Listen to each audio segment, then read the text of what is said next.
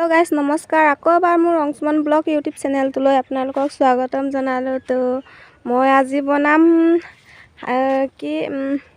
হালধি চাটনি। চাওঁ আহক কি হালধি বনাওঁ। এয়া আহিছোঁ, হালধি অকণমান খানি লওঁ। এয়া আচলতে ঘৰুৱা চব্জিত দিয়া হালধিটো নহয়, এইটো কয় আম হালধি। মই এয়া হালধি এডোখৰ খানি লওঁ। আপোনালোকক গছজোপাও দেখাম বুলি ভাবিছিলোঁ, গছজোপা যিহেতু কাটি পেলালে। এয়া সৰুকৈ আকৌ পোখা মেলিছেহে।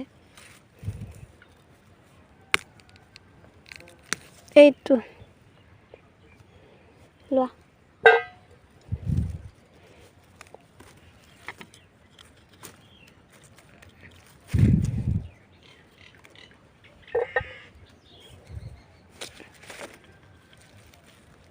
বৰ টান।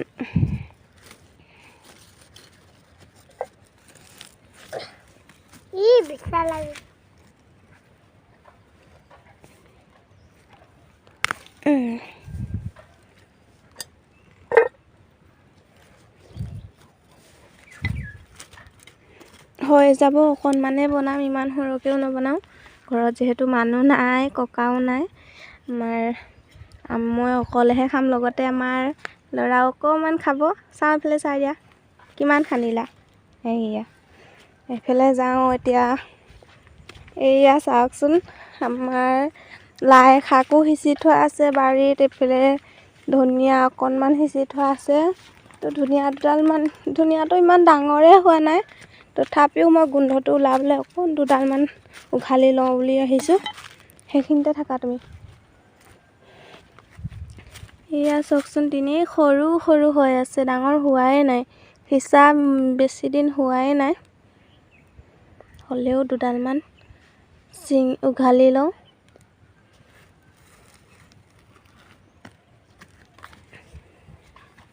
ইমানো সৰহকৈ নালাগে, কেইডালমান হ'লে হৈ যাব।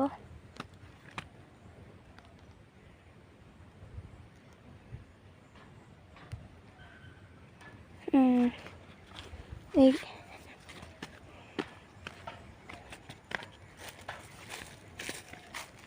আলু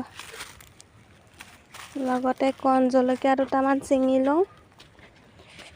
কণ জলকীয়াটো দিলে বহুত ভাল লাগে খাই, সেইকাৰণে কণ জলকীয়াটো ঠাণ্ডা দিনত খাব লাগে, গেছৰ কাৰণে ভাল। সেইকাৰণে আমি প্ৰায় কণ জলকীয়াহে খাওঁ। মই ইমানো জলকীয়া নিদিওঁ, বেছি জ্বলাও খাব নোৱাৰোঁ। জলকীয়া হৈ যাব।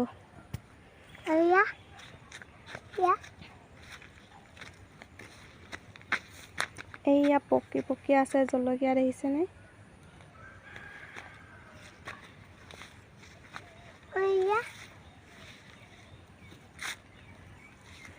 এইয়া শাক সিঁচি থোৱা আছে। এইয়া লগতে বাৰীত টেঙামৰা কেইজোপা দি থোৱা আছিলে, টেঙামৰা গুটিও লাগিলে, ডাঙৰ হ'ল। লগতে এয়া নহৰু দি থোৱা আছে। এইবাৰ অকণমান খেতি কৰিছোঁ আৰু খাবলৈ ঘৰতে, বজাৰত যিহেতু বহুত দাম। তো এইখিনি মোৰ হালধি খানি হৈ গ'ল। এয়া মই ধুনীয়াকৈ একদম চফাকৈ ধুই ল'ম এতিয়া। এয়া মই ধুনীয়াকৈ ৰেডি কৰি ল'লোঁ। মই লৈছোঁ ইয়াত মানিমুনি, ধনিয়া, কণ জলকীয়া আৰু নহৰু। এয়া হৈছে আদা। এয়া আম হালধি। এইটো হালধি আচলতে আমি আম হালধি বুলি কওঁ। আপোনালোকে কি হালধি বুলি কয়নো কমেণ্ট কৰি জনাবচোন। ইয়াক আচলতে আম হালধি বুলি আমি সেইকাৰণে কওঁ, কাৰণ ই আম গোন্ধাই থাকে। গোন্ধটো খুবেই ধুনীয়া, আমৰ দৰে। তো ইয়াক এতিয়া মই পটাত ধুনীয়াকৈ পিচিম।